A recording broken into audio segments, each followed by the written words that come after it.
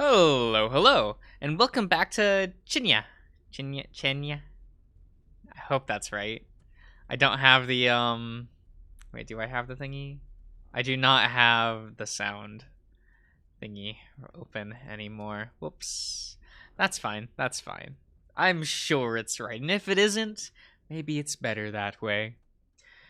It's a pretty short and uneventful ride, but this saves me about 20 minutes of walking. I'm already late as it is, which is my own fault. Marcus's fingers drum against the wheel as he briefly inspects the rearview mirror before glancing at me. After your shift, maybe we can grab some hot cocoa. Well, that sounds lovely.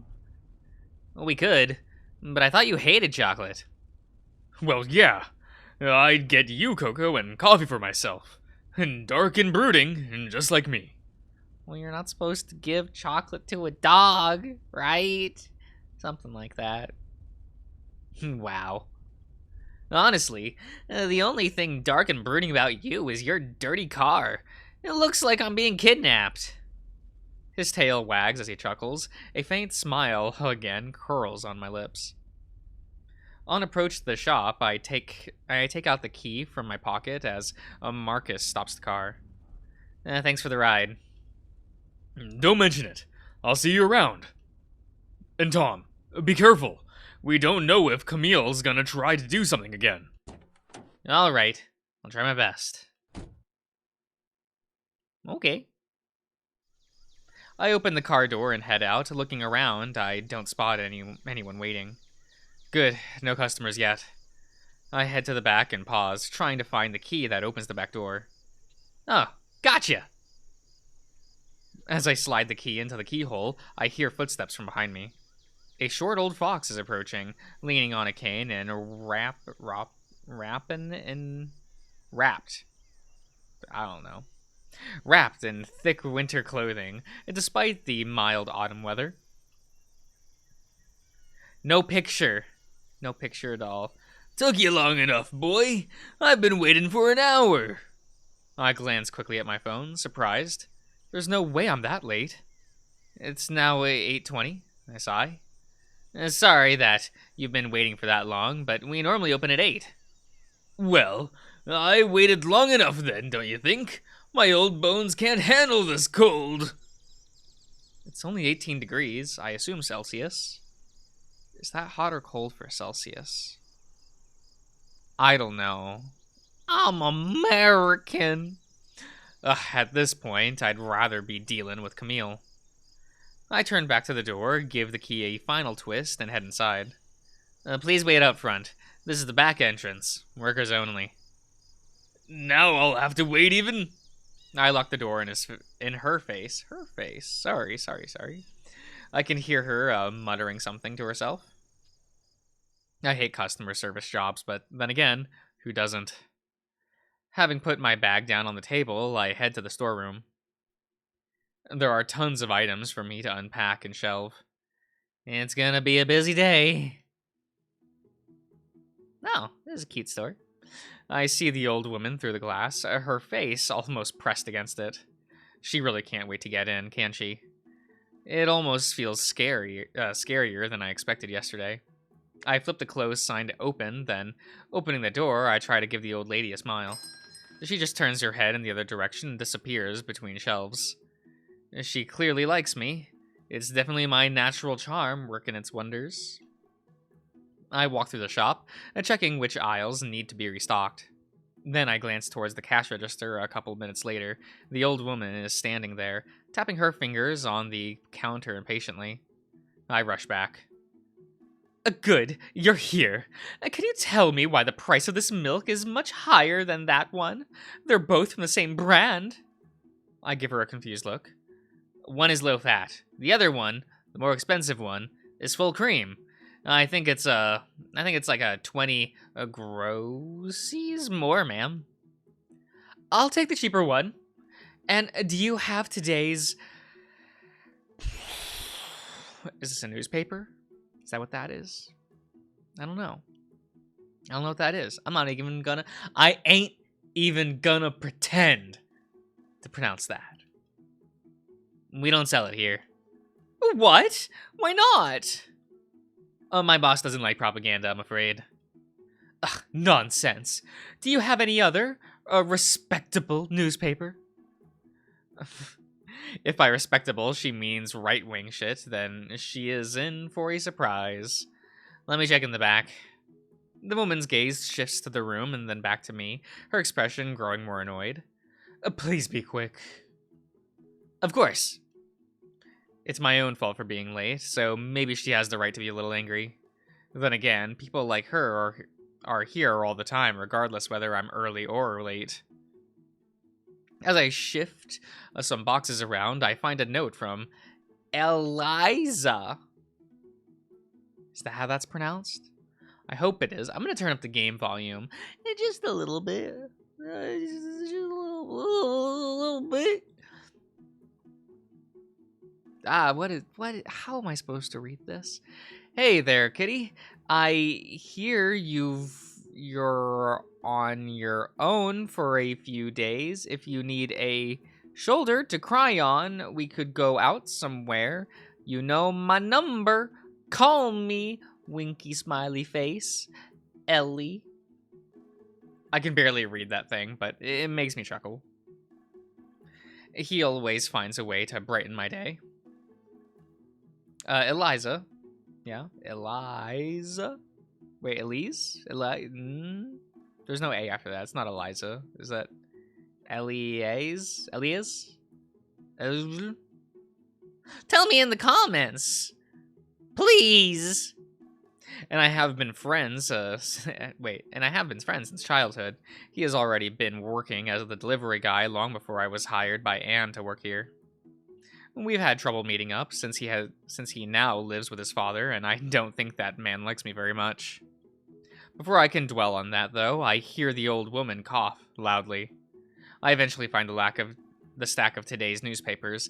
I place them next to the cash register. Here you go, ma'am. She glances at what I brought with disgust, tossing some of the newspapers to the side as she looks through the pile. Nothing good. I guess I'll take the Super Express. All right, here you go, ma'am. Thank you. She nods at me and pulls out her wallet while I include the price of the newspaper in the total. That will be 15 and 59. Nailed it. She just hands me the exact amount, as if she'd already counted how much it'd cost beforehand. Not that I'd complain, because it makes my job easier. Thank you for your purchase. Have a nice day. She nods without saying anything and heads out the door. Finally, alone and in peace, time to take care of some unpacking business. There are plenty of items on the shelves that need to be restocked. Everyday household items like soap, shampoos, paper towels, and stationery.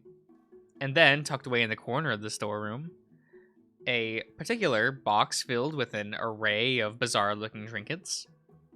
I'm pretty sure that's for Anne's curio section. Okay. I look at the door to that part of the shop. Yes. It's always funny to me that she sets it here of all places. All of those religious folks coming in to buy some hot buns, only to see Anne selling occult trinkets and offering tarot readings. Priceless! The day proceeds smoothly. There are customers here and there between my restocking. At times, I even manage to forget about the bowl. The bowl! But that thought always comes back. With the shop now empty, it's time for some shopping of my own. Not being that hungry, I only grab some essentials: potatoes, bread, ham, and some cheese! As I scan to pay some of my items, the door chime rings. 4 men enter, dressed in rather dapper attire. I don't think I've seen them before. Welcome! My eyes are drawn to one of them, a wolf with scars across his face and missing an eye. Okay, that's kind of cool. Another one, a deer, approaches the counter while the rest are looking around. How can I help? We're looking for someone. Okay, who? We were told this is his shop. Something isn't right. This is Anne's shop. I try to keep my gaze focused on the man in front of me, but in the corner of my eye, I see the rest are wandering all around the shop, making me nervous. Another guy, a wolf, goes back to the storeroom, and as I raise my hand to call out to him, the guy in front of me just shakes his head and snaps his fingers at me. I'm talking to you. Who the fuck are these people? Pay attention. Sorry? So, we're here for Otto. Oginski? Oginski? I think that's how that's pronounced. Oh, they're looking for Otto. Anne's brother. Anna's brother? Okay. You see him? Despite their fancy appearance, they emanate a really ominous vibe.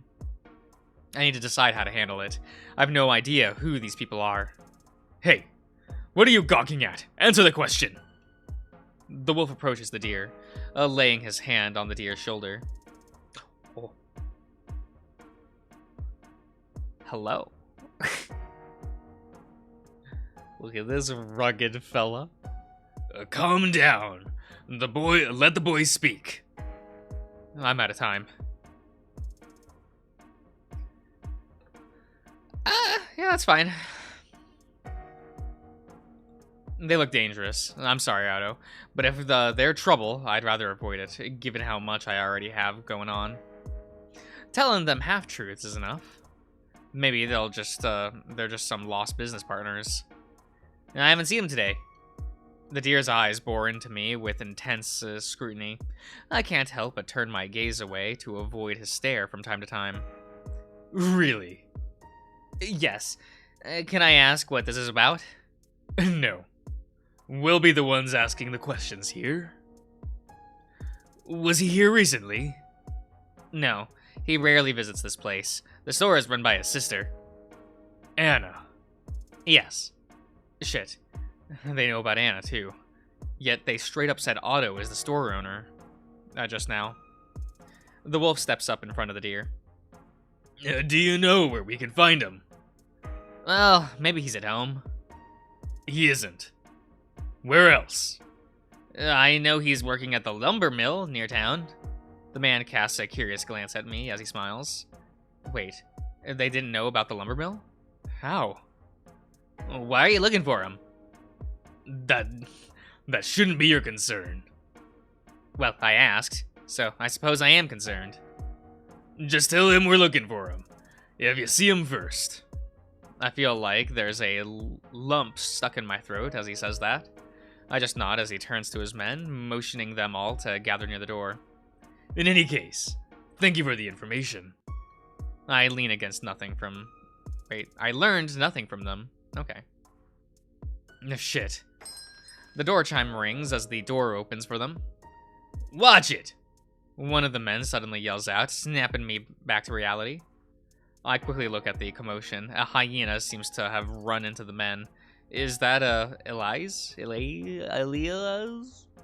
The hyena pats himself off and then fixes one of the men's collars, and I finally get a full look at his face. Instead of Elias, it's his younger brother, Dwid. Dwid! I still can't believe my eyes. After 6 years without a word, he is back. Oh, this lad looks cute. I'm really sorry, sir. Let me fix it for you. Out of my way, punk. Sure, sorry. Have a great day. As the men storm off, the hyena stands there, watching them leave. Then, with a wide smile on his face, he quickly reproaches me. Tom! I'm so happy to see you again. It's been years. Nothing comes out of my mouth. I just stare at him, almost like I'm seeing a ghost that's been haunting my mind for years. Tom? Hey, Tom! Are you there? Seeing him with his round doe eyes and dumb-looking smile somehow makes my blood begin to boil. It's been 6 years. I gently massage my temples, trying to quell the burning sensation that has crawled up my mind. Before it goes too far and erupts from my mouth into a furious speech at Dwid. 6 years since you left without a word. Yeah. A lingering silence envelops both of us as we look at each other, except for the incessant tapping of my fingertips on the counter.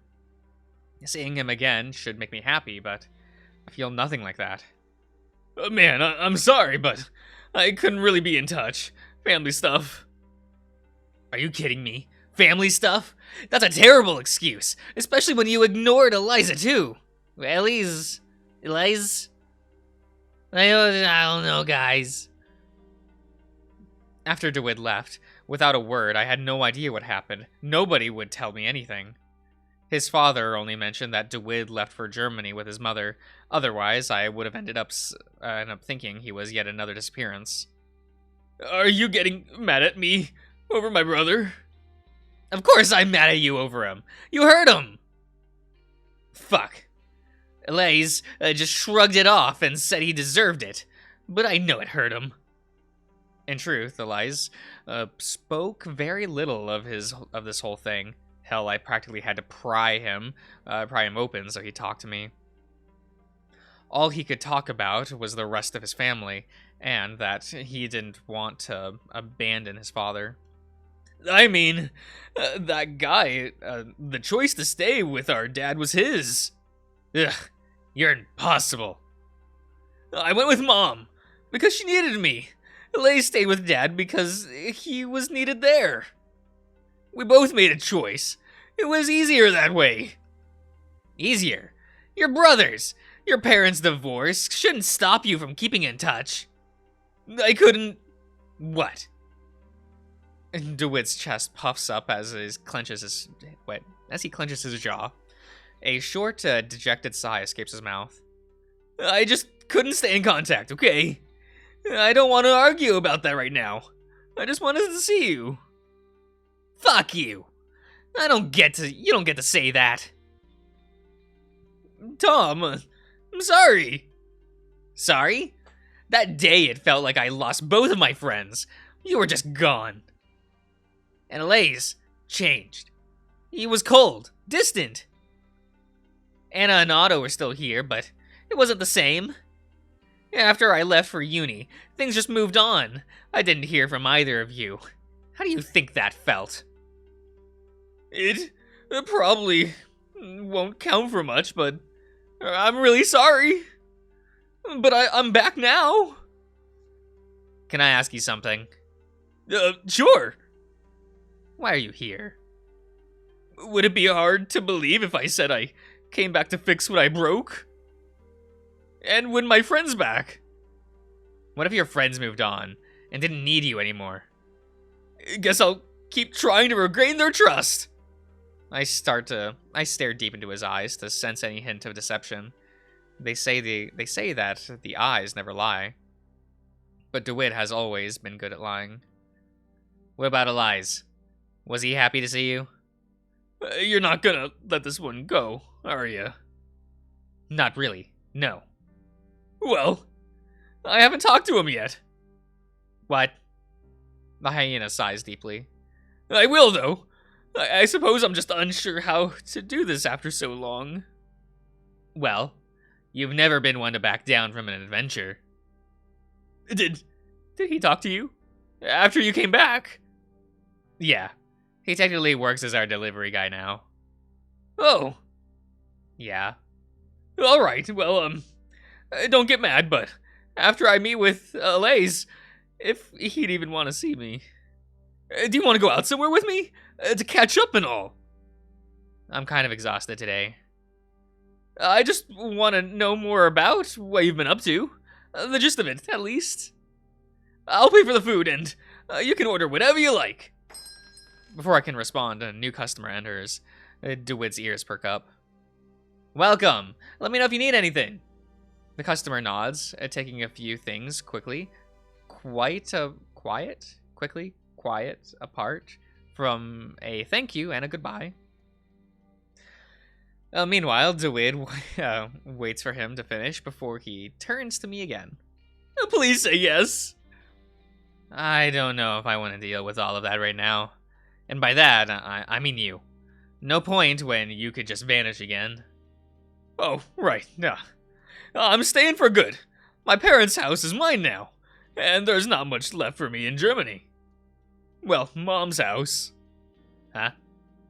I'm going to tell you more if you agree to meet tonight. He smiles like he is proud of his offer. I'm not promising anything.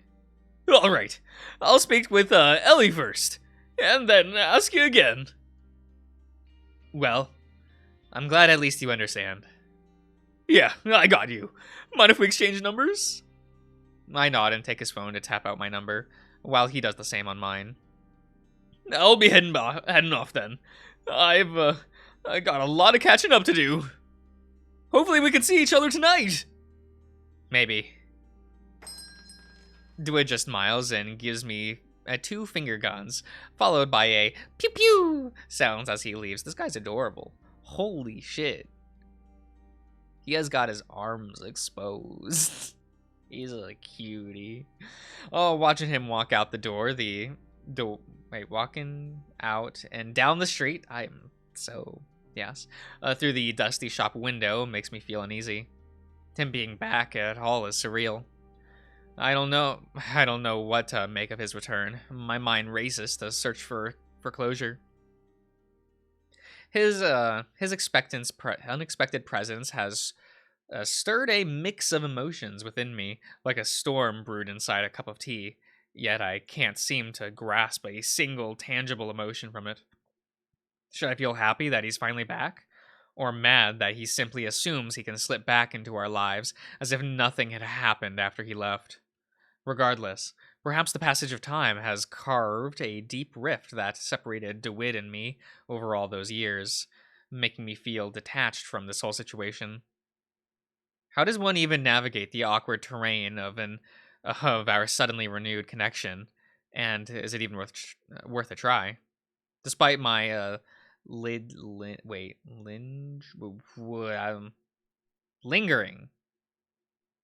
That word's lingering, Josh. What did you think it was? I don't know. This guy, am I right?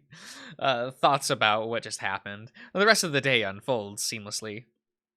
The flow of the customers come in and out blurs into a breathing tide that oscillates between time and bustling activity and tranquil lulls. Every now and then, some guy comes in to remind me of that group of men looking for Otto, while the departure of another brings my thoughts back to Dwid. The sky shifts into a darker hue, bringing along gusts of cold wind. I'm deeply fixated on a line of spruce trees outside waving at me. Some branches that sway and bend a bit too hard begin to snap with a resounding crackle. I pack my things and lock the shop, making sure to check everything one last time so I don't leave anything behind. I look up at the rolling mass of gray clouds looming overhead. The wind is now tugging at loose leaves and tousling my fur. I don't know if that's the right word or not, but that's fine. Okay. Well, I'll end the part here, everyone. So, I'll see you guys around.